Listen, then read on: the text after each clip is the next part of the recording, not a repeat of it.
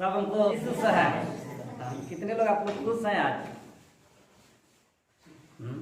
आज मेरा जो शीर्षक मैं आप लोग के बीच में बोलना चाहता हूं कि इन सारे समस्याओं के बीच में, इस दुनिया की इस संकट भरी क्षण में, दुनिया की इस डरावनी आंधियों के बीच में भी हमारे लिए एक आशा है, एक उम्मीद है कि हम उन सारे समस्याओं में पड़ने के बावजूद भी या तो हम उससे बच सकते हैं, या तो उस समस्या में पड़ने के बावजूद भी हम जो है हमारे लिए एक उम्मीद जागता है। हाँ, एक क्या है, आज हमारा क्या शीर्षक है आपके लिए, एक क्या है, आशा है।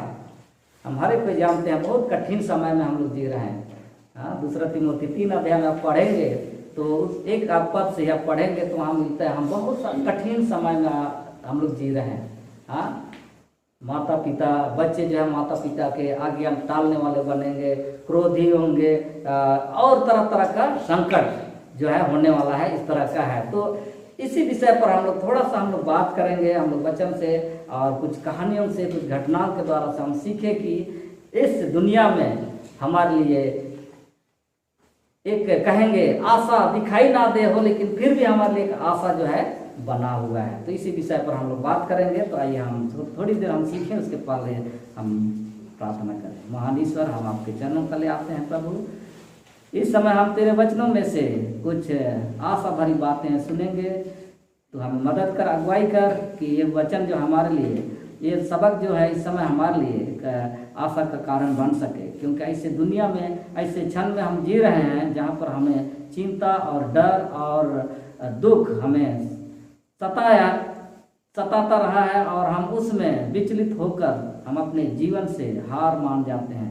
तो ऐसे समय में भी तेरे पास एक आशा है, एक उम्मीद है। इसी भरोसे हम तेरे हाथ में अपने आप को सौंपते हैं, और इस समय विशेष जो वचन हम सुनते हैं, जो शिक्षा हम सीखते हैं, तेरी ओर से होने पाए, हम भली बात इसको सुन समझ सीख कर तेरी ओर आने सके। हमारे तमाम गुनाह अपराधों को क्षमा कर, इस मसीह के नाम मांगते हैं, आमीन।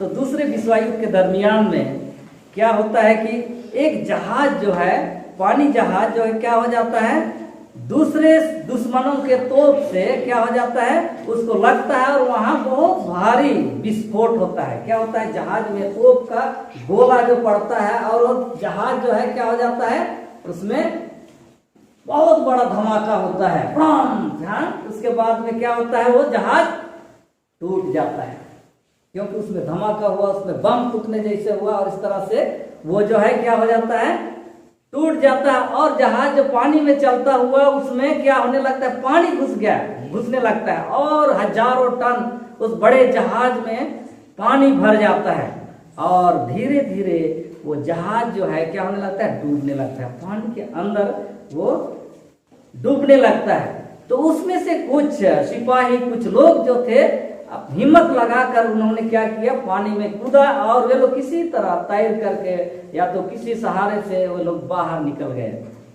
समुद्र से बाहर, पानी से बाहर निकल गए। लेकिन बहुत सारे सिपाही, पलटान सब जो उसमें थे, वो लोग क्या हो गए, डूबने लगे पानी के अंदर में। उस जहाज में वो लोग पड़े रहे, और डर से वो लोग कांपने लगे, और सोचने लगे कि अब हमारा क्या होगा, जान निश्चित क्या होगा, चला जाएगा, हम मर जाएंगे, हम यहीं पर अब क्या हो जाएंगे, पानी के अंदर में हम लोग सड़ जाएंगे। फिर भी उन्होंने हिम्मत किया और संदेश भेजा बाहर, अपने मुख्यालय में कहेंगे, अपना जो सैनिक सबका जो क्या बोलेंगे, सैनिक सबका जो मेन ऑफिस है, वहां उन्होंने संदेश भेजा कि क्या हमारे बचने का कोई उपाय है। इधर से जवाब मिलता है, हाँ, एक आशा है, एक उम्मीद है, तुम लोग क्या हो सकते हो, बच सकते हो। तो आज हम हर एक के लिए एक सवाल है, हाँ, हमारे के मन में यही सवाल है कि समस्याओं भरी इस पृथ्वी में क्या कोई हमारे लिए आशा अभी बाकी है? क्या इस समस्या, मुसीबत और संकट भरी दुनिया में क्या हमारे लिए भी इस तरह का एक उम्मीद है, एक आशा है, जिससे कि हम क्या हो सके, बच सके? तो यहाँ हम देखते हैं कि जीवन जो है एक आंधियों से भरा हुआ एक समय है, एक गड़बड़ी का बीच में हम हताशा और निराश जीवन हम लोग जी रहे हैं, और सारी ओर हम सुनते हैं कि हमारे लिए आशा नहीं है, हमारे पास कोई इस दुनिया से हम जीत हासिल करने वाले, इस संकट से जीत हासिल करने वाले के रूप में हम नहीं हो सकते। इस तरह का हमारे सामने क्या है, हतोत्साहित, मतलब हमारा उत्साह को, हमारा आशा को तोड़ने वाला कारण आ सकता है। लेकिन बाइबल हमें बताती है, आप लोग खोल सकते हैं यशायाह का किताब में, उसका 30 अध्याय उसका 21 में हम पढ़ेंगे। यहाँ पर कहता है कि एक आशा और एक उम्मीद है, जब हमारे इस दुनिया में हम संकट भरे समय में हम गुजरते हैं तो उस समय हमारे लिए एक आशा और उम्मीद जो है बचा हुआ है। तो इस तरह से हम देख सकते हैं 30 अध्याय उसका 21 में यहाँ हम पढ़ेंगे तो मिलता है, कहता है यहाँ, जब कभी तुम दाहिनी या बाईं ओर मुड़ने लगो तब तुम्हारे पीछे से यह वचन तुम्हारे कानों में पड़ेगा, मार्ग यही है, इसी पर चलो। इस दुनिया में हम संकट के समय में, हम इस आंधी में हम चलते हुए भी हमारे लिए जब एक उम्मीद टूट जाता है तो उस समय हमें पुकारा जाता है, हमें कहा जाता है कि मार्ग यही है, इसी पर चलो। उसी जीवन में तुमको आगे बढ़ना है जिसमें तुम्हें दुख और तकलीफ झेलना है। दुख और तकलीफ में भी तुम्हारे लिए एक आशा है। तो आज हम इस पुस्तक में ये आशा की बातें जो हम देख रहे हैं, तो आज हम सीखेंगे कि ये आशा हमारे लिए जो है किस तरह ये पुस्तक में हमारे लिए दिया हुआ है। क्योंकि हम देखते हैं कि दुनिया में कोई आशा और उम्मीद के वचन जो हमें नहीं दिया जा गया है, लेकिन एक ऐसा किताब जो हमारे सामने है जिस पर हमारा एक आशा और उम्मीद जागता है कि यही पुस्तक जो हमें सही समय में, मुसीबत में किस तरह हमारे लिए सांत्वना और आशा के वचन हमें दे सकता है, वो हमें देता है। तो आज हम इस बाइबल के विषय में हम थोड़ा सा ध्यान देंगे, क्योंकि बाइबल ही एक ऐसा, बाइबल का वचन ही एक ऐसा उम्मीद हमें जगाता है, एक आशा हमें देता है कि हम इस दुनिया में हम दुख और मृत्यु को सहते हुए, मृत्यु में पड़ते हुए भी हमारे लिए एक मृत्यु के बाद एक आशा है कि हम एक नए जीवन में क्या है, जीने के लिए उठाए जा सकते हैं। बाकी कहीं भी दुनिया में हमारे लिए कोई उम्मीद नहीं है।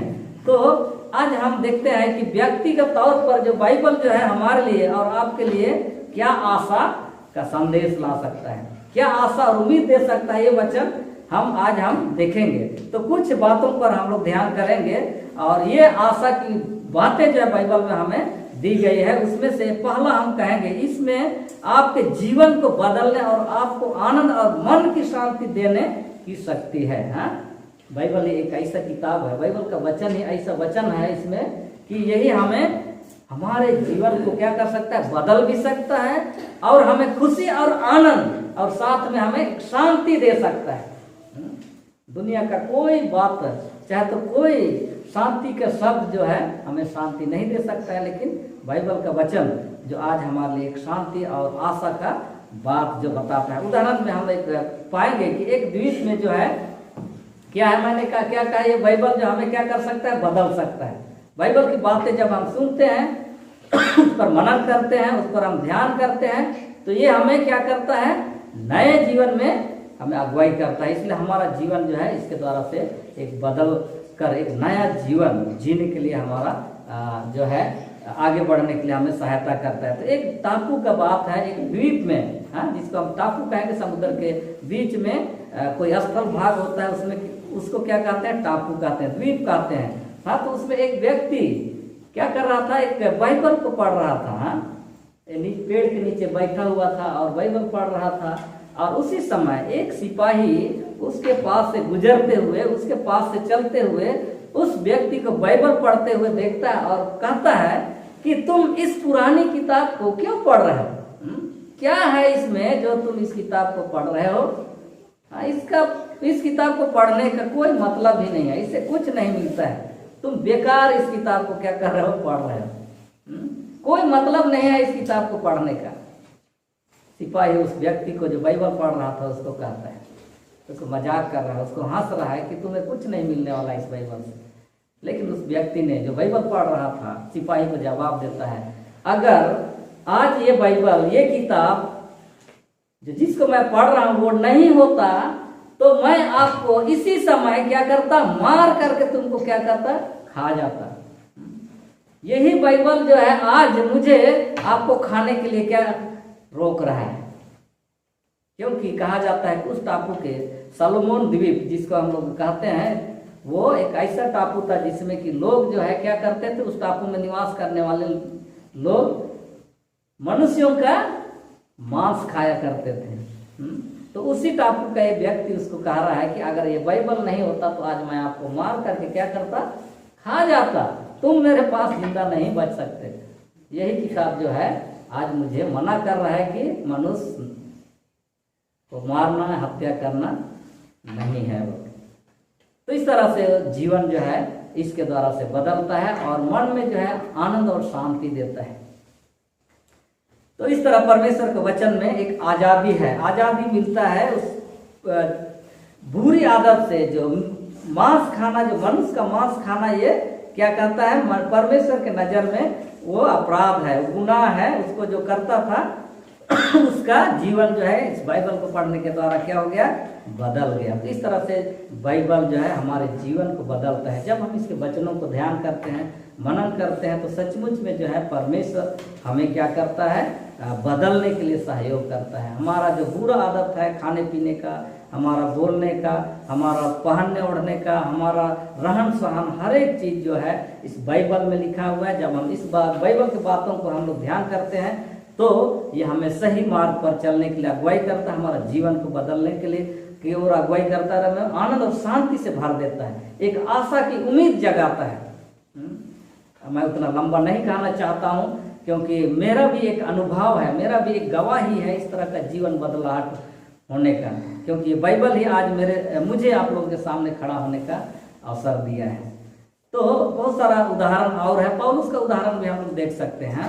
तो ये है हमारा पहला बात, पहला कारण जो है हम बाइबल क्यों पढ़ते हैं, चाहे तो हमारे लिए क्या कर सकता है, तो हमें क्या करता है कि जीवन, नया जीवन दे सकता है, हमें शांति, आनंद, खुशी दे सकता है। तो दूसरा कारण हम देखेंगे, या हम लोगों को क्या करता है, आने वाले समय में क्या होने वाला है उस चीज को हमें ये बताती है, और ये बताती है कि उस आने वाले घटना से आपको किस तरह बचना है, आप उससे किस तरह बच सकते हैं, ये भी हमें बताता है। तो आज जो है ये हमारे लिए बहुत ही मतलब वाला किताब है, क्योंकि हम जानते हैं कि आने वाले समय में कुछ होने वाला है, और होने वाला है उसको हम जान रहे हैं, तो निश्चित तौर से हम क्या होंगे, बच जाएंगे। उदाहरण में कहा जाता है कि शुतुरमुर्ग, आप लोग कितने कोई देखे हैं शुतुरमुर्ग, बच्चे शुतुरमुर्ग चिड़िया देखे हैं, बहुत बड़ा बड़ा होता है। और ये क्या कहा जाता है, ये समुद्र क्या बोलेंगे,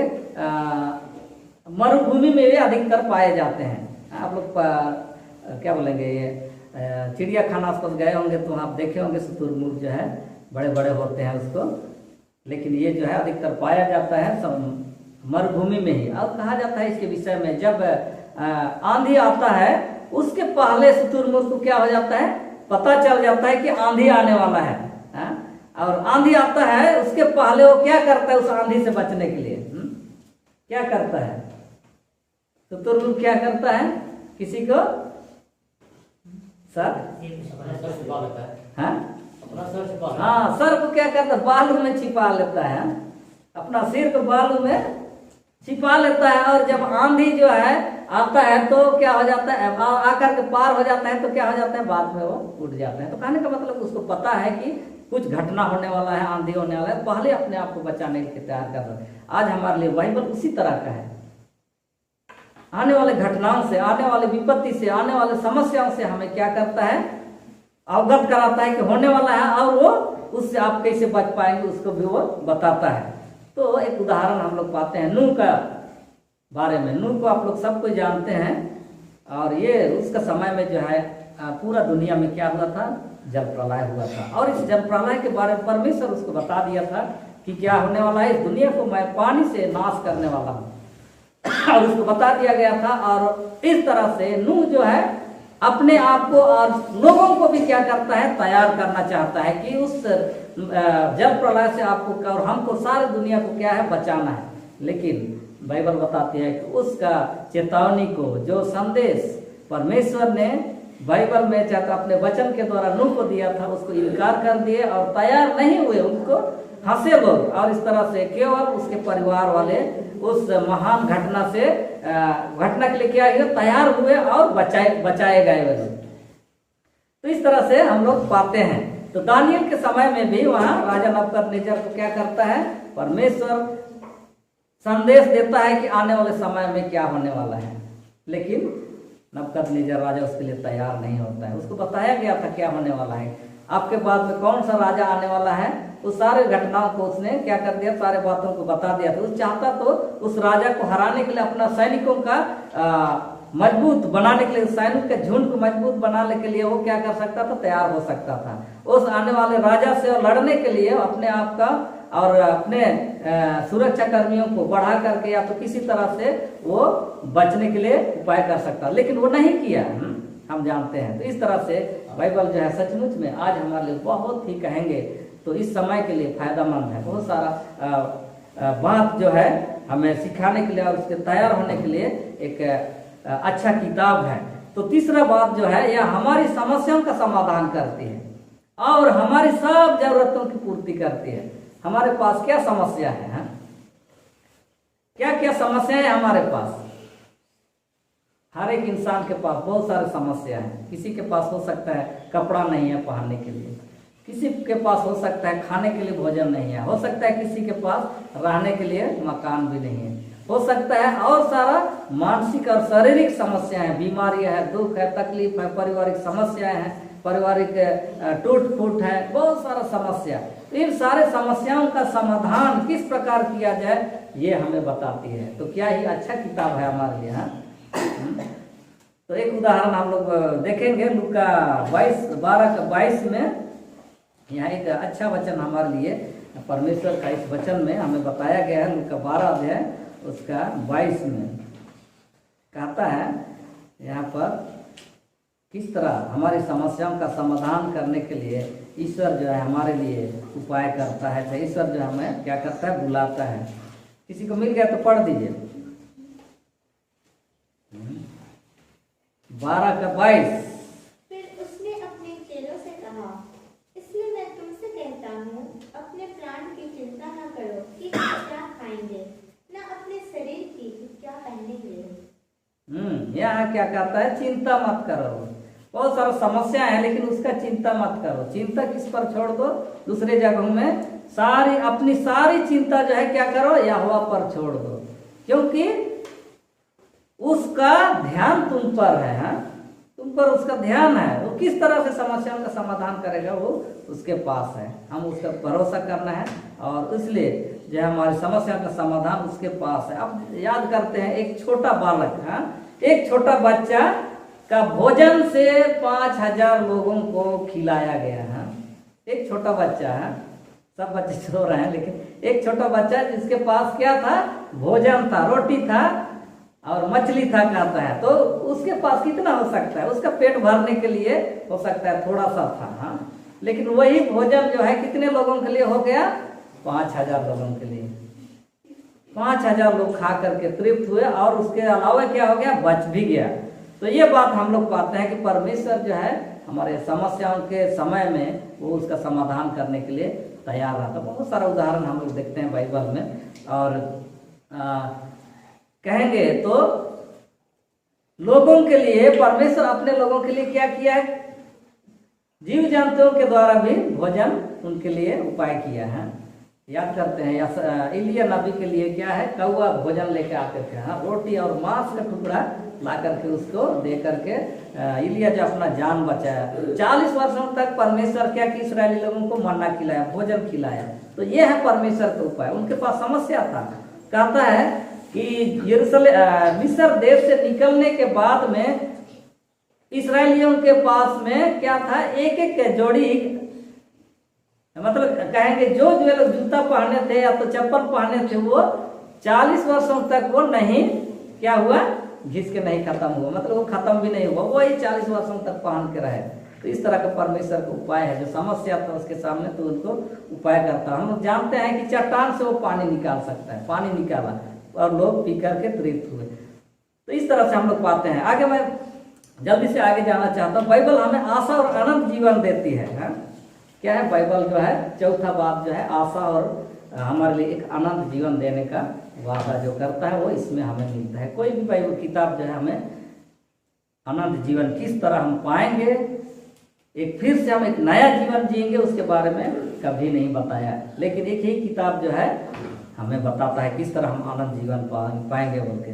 तो दक्षिण अमेरिका में एक व्यक्ति जो है क्या करता है, एक अफसर था, एक बड़ा अधिकारी था, तो वो गुस्सा हो जाता है और बाइबल को क्या करता है, टुकड़ा टुकड़ा करके फेंक देता है पानी नदी में फेंक देता है। और एक व्यक्ति नीचे बहते हुए उसको क्या करता है, निकाल लेता है और उसको सुखाता है बढ़िया से, और जो टुकड़ा किया हुआ हो सकता है कितना टुकड़ा हुआ था उसको जोड़ जाड़ के वो पढ़ता है और उसका मन जो है क्या हो जाता है, छू जाता है। उस वचन को पढ़कर, बाइबल के बातों को पढ़कर उसका मन छू जाता है और वो क्या करता है, एक अच्छा जीवन जीने के लिए आगे बढ़ता है। और उसने क्या किया, बहुत सारे लोगों को भी बताया, जो बातें जो बाइबल में पाया उन सारे बातों को लोगों को भी बताया। और उसका बताने के द्वारा से क्या है, कहा जाता है कि लगभग 400 लोग जो है उस बातों को जो बाइबल से वो व्यक्ति ने पाया था उसको बताया, उसको सुन करके वे लोग मन बदल लेते हैं और परमेश्वर के साथ जीने के लोग आगे बढ़ते हैं। तो इस तरह से बाइबल जो है आज हमारे लिए समस्याओं का जवाब देती है। इसमें मानव जाति किस तरह आचरण करना चाहिए, किस तरह रहना चाहिए, किस तरह खाना चाहिए, किस तरह पीना चाहिए, क्या खाना चाहिए क्या नहीं, सारे बातों को क्या करता है, प्रकट किया, उसमें इसमें भरा हुआ है। हाँ, लेकिन आज हमें क्या करना है, उसको पढ़ना है, उस बात को वचन से हमें सुनना है। तो आज मैं आप लोगों के बीच में ये वचन जो है बाइबल की बातें जो है, चाहे बाइबल के विषय में इसीलिए बात करना चाह रहा हूँ क्योंकि आज हमारे पास बाइबल रहते हुए भी हम जो है बाइबल नहीं पढ़ पाते हैं और बाइबल रहते हुए भी हम उसका अध्ययन नहीं कर पाते हैं। हो सकता है किसी के पास बाइबल नहीं है, तो मैं आशा करता हूँ कि आपके लिए बहुत जल्द जो है बाइबल का व्यवस्था भी हो सकता है। कितनों के पास बाइबल नहीं है, हाथ उठाइए तो। बाइबल कितनों के पास नहीं है, ये नहीं है, हाथ उठाइए। अगर नहीं उठाएंगे तो शायद परमेश्वर आप लोग को नहीं नजर करेगा, परमेश्वर आपको नहीं देखेगा, आप लोग के लिए बाइबल नहीं उपाय कर सकता है। तो मैं आप लोगों को इस समय चैलेंज करना चाहता हूँ और चाहते इस समय मैं आप लोगों को क्या कहूँगा, आप लोग को मैं एक एक बाइबल हर एक के पास होना चाहिए, इस पर मैं आप लोग को जोर देना चाहता हूँ कि आप सबों के पास बाइबल हो, क्योंकि आज हम सुन रहे हैं कि बाइबल जो है हमें बहुत सारे बातों का समाधान इसके पास है। आज हम इस बाइबल को नहीं ध्यान करने के चलते आज हम इस दुनिया में डरे हुए हैं, क्योंकि आज हम आशा जो है इस अंधकारमय दुनिया में भी, एक डरे हुए माहौल में भी हम आशा के वचन जो है इसमें से पा सकते हैं। और इसीलिए आज आप लोग को मैं कहना चाहता हूँ कि आज हर एक कोई आप एक बाइबल हर एक के पास होना चाहिए, ये मैं आप लोग को कहना चाहता हूँ। और आप लोग के पास नहीं है, हम लोग से मिलिए, चाहे तो हम लोग को बताइए, हम लोग पाए करेंगे बाइबल। सबों के पास बाइबल होना चाहिए। यही इस जागृति मीटिंग में मैं शुरुआत में मैं आप लोग को चैलेंज देना चाहता हूँ, चुनौती करना चाहता हूँ कि हर एक के पास एक बाइबल हो, क्योंकि एक बाइबल जो होना और पढ़ना, उसको आप लोग को समस्याओं से किस तरह समाधान किया जाएगा, उस समस्या का किस तरह उस मुसीबत से हम पार हो सकते हैं, उसका बात जो है हमें बता सकता है। तो कहता है एक गांव में जो है पानी के बिना लोग क्या हो रहे थे, मर रहे थे। एक गांव एक ऐसा था जहां पानी का बहुत समस्या था और वे लोग पानी के अभाव में मर रहे थे। और उस गांव में एक व्यक्ति भी आया हुआ था, एक अतिथि, एक मेहमान उस गांव में किसी के घर में आया हुआ था। और उसी समय वो व्यक्ति जो है गांव वालों को कहता है कि आप लोग के पास पीने का पानी सुविधा नहीं है, इसलिए आप लोग यहाँ पर जमीन के अंदर आपको क्या करना है, खोदना है, ताकि आपको क्या मिल सके, पानी मिल सके। और आप जो है पूरे गांव वाले उस कुएं का पानी से आप पी करके अपना प्यास बुझा सकते हैं, आप मर नहीं सकते हैं। वो व्यक्ति बोलता है, लेकिन बहुत कोई सुनकर हंसने लगते हैं, मजाक करने लगते हैं, कैसा व्यक्ति है, पानी जमीन के अंदर से भी निकल सकता है क्या, जमीन को खोदने से क्या पानी निकल सकता है। लोग हंसने लगे, लेकिन कितने लोग सोचने लगे कि हो ना हो, ऐसा हो सकता है, संभव होगा, जमीन के अंदर खोदने से क्या है, पानी निकल जाएगा। और कितने लोग जो है उसका बात को विश्वास के लोग खोदने लगे और खोदते गए और कुछ गहराई तक खोदने के बाद में सचमुच में जो है पानी का कुछ लग रहा है कि अब पानी निकलेगा, और इस तरह फिर खोदते गए और तो खोदते गए, और इस तरह से उनको जो है जमीन के अंदर क्या मिलता है, पानी मिलता है, पानी का सोता मिल जाता है। तो वहां पानी तो पहले से था, लेकिन क्या था, खोजना था पानी को। तो बाइबल में भी वही है, हम लोगों को इसमें क्या है, खोजना है। बहुत सारे अनमोल मोती के भंडार जो इसमें क्या है, भरे पड़े हैं। बहुत सारे सुंदर बातें जो है एक अच्छा जीवन जीने के लिए, एक सही राह पर चलने के लिए हमारे लिए मोती जैसा अनमोल खजाना जो है इस बाइबल में भरा पूरा है। लेकिन हम लोगों को क्या करना है, इसमें ढूंढना है। ढूंढना है माने क्या है, पढ़ना है, पढ़ना है, खोजना है, तब जाके वो मोती हमें मिलेगा। और हम अगर इसी तरह इसको लेकर के हम कहीं रखे रहेंगे तो हमें वो मोती, परमेश्वर का सुंदर वचन जो कभी नहीं मिल पाएगा, और हमें कोई आशा और उम्मीद हमारे जीवन के लिए बचा नहीं रह जाएगा। और इसीलिए आज हमको इस दुनिया में जो है आशा कोई देने वाला किताब है तो यही है। तो इसीलिए मैं आज आप लोगों को एक बाइबल आप लोग के पास होने के लिए मैं आशा करता हूँ। तो अच्छा, थोड़ा सा बाइबल आप किस तरह पढ़ेंगे। हाँ, छोटे बच्चे हैं, आप सबको पता नहीं होगा कि किस तरह हम बाइबल पढ़ेंगे। तो सबसे पहले हमारे लिए क्या है, किस तरह हम पढ़ेंगे उसका थोड़ा सा मैं नमूना आप लोग को बताना चाहता हूँ। सुसमाचार में जो कि 4 सुसमाचार है बाइबल में, नया नियम में उसको हम पाते हैं, मत्ती, मार्क, लूक और यूहन्ना। ये 4 सुसमाचार जो है ये क्या के बारे में लिखा हुआ है, क्या के बारे में लिखा हुआ है, जो कोई बाइबल पढ़े आप लोग बता दीजिए। क्या के विषय में ये 4 सुसमाचार जो है बताते हैं। साफ कहें तो क्या है, यीशु मसीह के बारे में है। यीशु मसीह के बारे में, यीशु मसीह किस तरह इस दुनिया में आया, किस तरह इस दुनिया में जीवन जिया, क्या किया, कैसे इसका जीवन था, सारी बातें जो है क्या है बताई गई है। तो सबसे अच्छा जो है समझने के लिए हम लोगों को सुसमाचार का किताब है। 4 सुसमाचार में से हम लोग पढ़ेंगे अलग अलग तरीका से, उसमें एक ही बात को क्या किया है, लिखा हुआ है, इसको हम समझ सकते हैं। उसके बाद हम लोग जो है कहानियों का बात को हम लोग पढ़ सकते हैं। हम लोग सबसे सरल किताब में से हम लोग को पढ़ना है, जिसको कि मैंने कहा सुसमाचार के किताब में। उसके बाद में हम लोग जो है क्या पढ़ेंगे, उत्पत्ति का किताब में बहुत सारा कहानियां हैं और बहुत सारे लोगों के बारे में जीवनी है, उनका जीवन कैसा था, वे लोग कैसा रहे, वे लोग क्या करते थे, किस तरह विश्वास में लोग मजबूत बने, उन सारे बातों को हम लोग पाएंगे। क्या क्या, उत्पत्ति का किताब में सबसे पहले कौन सा किताब पढ़ना है, सबसे सहज वाला, सरल वाला, जिसको कि हम पढ़ते हुए जाएंगे तो भी हम समझते जाएंगे। इन सारे किताबों को हम लोग को पढ़ना है। फिर उत्पत्ति का किताब में हम लोग कहानी पढ़ेंगे, बहुत सारा घटना हुआ वो कहानी के रूप में है, बहुत सारे व्यक्ति हैं जो कि उसके बारे में हम लोग पढ़ करके उनके द्वारा से हम लोग सीख सकते हैं। और इस तरह से हम लोग पढ़ते जाएंगे। और हमेशा जब भी हम शुरुआत करते हैं बाइबल को पढ़ने के लिए तो क्या करना होगा, हम लोग को क्या करना चाहिए, बाइबल पढ़ने के पहले, बाइबल खोलने के पहले प्रे करना होगा, प्रार्थना करना होगा। क्या के लिए, क्योंकि हम बाइबल की बातों को, जो कि आत्मिक बात है, हम दुनियादारी सोच हमारे में है, हम दुनिया के नज़र से हम लोग सोचते हैं, और ये बाइबल की बातें जो है समझने के लिए हम लोग को क्या है, स्वर्गीय दृष्टिकोण से, परमेश्वर की इच्छा के अनुसार आत्मिक तौर से हम लोग को तैयार होना पड़ेगा। और इसलिए हम लोग प्रार्थना करना है कि हमें बुद्धि दीजिए, आपके आत्मिक बातों को हम क्या कर सके, सीख सके। तब इस तरह से हम पढ़ेंगे तो परमेश्वर जो है हमें छोटा बुद्धि को भी हम लोग को क्या करेगा, विकसित करेगा, और इस तरह से हम बातें जो है सीख सकते हैं। बाइबल में हमें इसका, बाइबल का जो कठिन बात जो है, यही बाइबल हम लोग को इसका अर्थ बताता है। हाँ, अब हम लोग को पढ़ते जाना है, पढ़ते जाना है, हम इसका अर्थ इसी बाइबल में से क्या कर सकते हैं, पा सकते हैं। तो अंत में मैं एक कहानी के द्वारा मैं अंत करूंगा कि एक पिता के क्या है, 2 बेटे थे। हाँ, 2 बेटे थे, और अपने मरने के पहले ये पिताजी को उचित लगता है कि मैं अपने जीवन काल में ही क्या कर दूं, दोनों बेटों के बीच में जितना भी संपत्ति है, खेत है, जमीन है, रुपया है, पैसा है, जो कुछ भी है, उसका सारा को क्या करेगा, 2 भाग में बांट करके उनके जीवा में क्या कर दे दे मरने के पहले ही।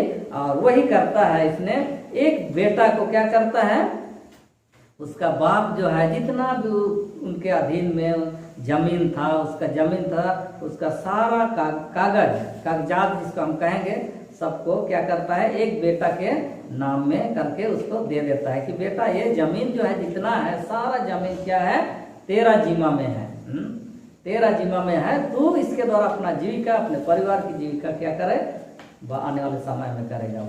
और दूसरा बेटा को क्या देता है, यही बाइबल है, यही काला किताब, जिसको अधिकतर लोग काला किताब कहते हैं, क्योंकि हमेशा इसका अंदर में जो है ऊपर वाला कवर जो क्या होता है, काला होता है। मैं इसको कवर किया हूँ, मेरा भी काला ये कलर है। तो ये काला किताब क्या कर देता है, अपना बेटा को देता है, इसके अलावा और कुछ नहीं है, क्योंकि जमीन जायदाद का जो भी जीमा किसको, दूसरे बेटे को देता है, लेकिन एक जन को क्या करता है, बाइबल दे देता है। और ये लड़का अब तो बहुत नाराज हो गया। वो जो जमीन मिला वो तो बहुत खुश, लेकिन जिसको बाइबल मिला वो क्या खुश होगा, हाँ, बाइबल केवल मिला है। अब वो तो बहुत नाराज हुआ, लेकिन उस समय कुछ नहीं कहा। उसका पिताजी को चुपके से ले जा करके क्या करता है, अलमारी के अंदर में, अपना रूम में जा करके डाल देता है, रख देता है अलमारी के अंदर में। और ऐसे ही उसका जीवन चलता रहा और तब उसका पिताजी क्या हो जाता है, मर जाता है। मरने के कुछ सालों के बाद में वो सोचने लगता है कि मेरा पिताजी ने जो दिया था, अब मैं देखता हूँ कि क्या है उसमें। कभी उसने बाइबल खोला नहीं, कभी बाइबल देखा नहीं, क्या है उसमें, क्या चीज है, वो कभी नहीं जानता था। अब वो निकाल के उसमें कितना साल से पड़ा हुआ था, धूल भर गया था, उसको झाड़ करके अच्छी तरह झाड़ा। उसके बाद अब पलटने लगता है बाइबल को, हाँ, पलटते पलटते क्या चीज है इसमें, लिखा हुआ केवल दिख रहा है। इसे पलटते हुए उसको क्या होता है, पलटते पलटते एक कागज मिलता है उसमें, हाँ, एक कुछ उसमें कागज जैसे उसको मिलता है। और उसमें देखता है तो उसको पता चलता है कि जितना भी रुपया पैसा का रिकॉर्ड था उसके पिताजी के पास, कहेंगे तो पासबुक, हाँ, पैसा जो बैंक में रखा था, सारा पैसा का जीमा जो है किसको देता है, जिस लड़का को, जिस बेटा को बाइबल मिला था उसके जीमे में किया हुआ है। अब देख करके उसको खुशी लगता है कि मेरा पिताजी जो है मेरे लिए क्या किया है, बैंक में ढेर सारा पैसा रखा है, उसी का जीमा मुझे दिया है। लेकिन उतना दिन तक तो उसको उस चीज को पता ही नहीं था कि वो मेरे नाम किया हुआ है। लेकिन कब पता चला, जब उसने क्या किया, बाइबल को खोला था, बाइबल में देखा कि ऐसे खोलते हुए, अनजाने ही कहेंगे, बिना जाने कि उसमें मेरा पिताजी क्या है, बैंक बैलेंस का कागज मेरे लिए रख दिया है, मेरे जीमा में कर दिया है, बिना जाने ही, लेकिन कहेंगे गलती से। तो इसी तरह हमारा परमेश्वर पिता इसमें बहुत बड़ा खजाना हमारे लिए रख छोड़ा है। लेकिन आज हमको क्या करना है, खोजना है, इसमें खोजना है। और बड़ा खजाना क्या है, अनंत जीवन है, कभी नहीं मरने वाला जीवन। और इस वचन के द्वारा, इस बाइबल के बातों के द्वारा से ही हम उस जीवन को पा सकते हैं। इसमें हम खोजेंगे किस तरह वो अनंत जीवन का उपहार, चाहे तो अनमोल खजाना जो हमें मिलेगा तो यही मिलेगा। इसलिए हम किस तरह खोजना है, चाहे तो कैसे पाएंगे, वो इसमें ही हम पा सकते हैं। तो इसीलिए आज मैं आप लोग को चुनौती देना चाहता हूँ कि आप उस अनमोल खजाने को जो परमेश्वर ने आपके लिए, मेरे लिए और सबके लिए रखा है, नहीं मरने वाला जीवन, एक आशा भरा जीवन, एक आनंद भरा जीवन, एक शांति भरा जीवन जो देने के लिए वो तैयार है, और वो हमें दिया है। इसमें खोज करके आप पाइए और उसका आनंद लीजिएगा, क्योंकि ये वचन जो है इसमें हम पढ़ेंगे तो बहुत सारे बातें जो है हमें सिखाती है किस तरह हम आनंद जीवन पा सकते हैं। एक वचन हम पढ़ करके हम करेंगे, यूहन्ना 5 अध्याय उसका 39 में हम पढ़ करके ये वचन को इस समय हम अंत करेंगे। यहाँ कहता है, तुम पवित्र शास्त्र में ढूंढते हो क्योंकि समझते हो कि उसमें अनंत जीवन तुम्हें मिलता है, और यह वही है जो मेरी गवाही देता है। क्या कहता है, तुम पवित्र शास्त्र में ढूंढते हो, कहता है। वो लड़का क्या किया, ढूंढने लगा, खोलते हुए, हाँ, कुछ तो ढूंढने लगा, हाँ, ढूंढते ढूंढते उसको क्या मिला, उसका खजाना मिला, हाँ, बैंक बैलेंस का खजाना उसको पिताजी ने उसके नाम कर दिया था, वो उसको मिला। आज हम लोगों को खोजना है ताकि हम भी उस अनंत जीवन को पा सकें। तो मैं आप सबको कहना चाहता हूँ आज की इस बाइबल के वचन को आप पढ़ें, और इसके लिए हर एक के पास बाइबल होना चाहिए। बाइबल सबके पास होना चाहिए। आप आते हैं चर्च गिरजाघर, तो हर एक के पास ये बाइबल होना बहुत जरूरी है। अगर नहीं है तो आपके लिए बहुत जल्द उपाय किया जाएगा। और उसके पास आप के पास मैं ये नहीं सुनना चाहता कि मेरे पास बाइबल नहीं है इसलिए मैं नहीं लाया। आप हमेशा जब भी आते हैं बाइबल लेके लाइए। जब भी कहा जाता है वचन आप खोलिए, खोजिए, अपनी आंखों से देखकर पढ़िए कि उसमें क्या लिखा है। आप नहीं करेंगे ऐसा तो वो परमेश्वर का अनमोल उपहार हम नहीं पाए। आप बाइबल पढ़ा लगे सिखान होगा समय में पे नया चुनौती सिंह आपके सामने करी था ना कि बाइबल पढ़ाओ, लेकिन कम से कम सोगर बड़ों के सिखाओ, लेकिन समय मोगा चाहे तो समय आप लगे बाइबल आप सिखान पे, बाइबल पढ़ान पे, बाइबल पढ़ाओ के ना पे परमेश्वर अकाट उदिदन नाम लगे ना पे तैयार पे। अब लगे बहाना ने होगा करना चाहिए तो कहीं पढ़ाओ गाड़ी मेनते अब कबूता ना आशा में ना उम्मीद में ना अब लगे ने भयानक दुनिया रहे अब जिदे लगे अब बोरो ताना बन दुनिया रहे अब लगे आश्रा में ना हर आश्रा बचान रहे चाची ने अब उदुक ताना ची ओकोले का हिजुकान समय रे संकट हिजुगा एना समाधान लाई चाहे तो एना के फार्म लगे अब चिलका बु सामना दाड़ी चाची ने मसीह जगत रे हिजुकान समय बहुत संकट होगा वाला में ना बाइबल रे दुबा करना हर एना लगे चिलका तैयार है ना जागते रहो और प्रार्थना करो मिलते में तिसिंग ने तारे आप चिन्ह में ना हर एक को परमेश्वर तिसिंग आने वचन पे आस पे कहे इन वचनों के लिए मैं बिना बजाता हूँ अपने पास को।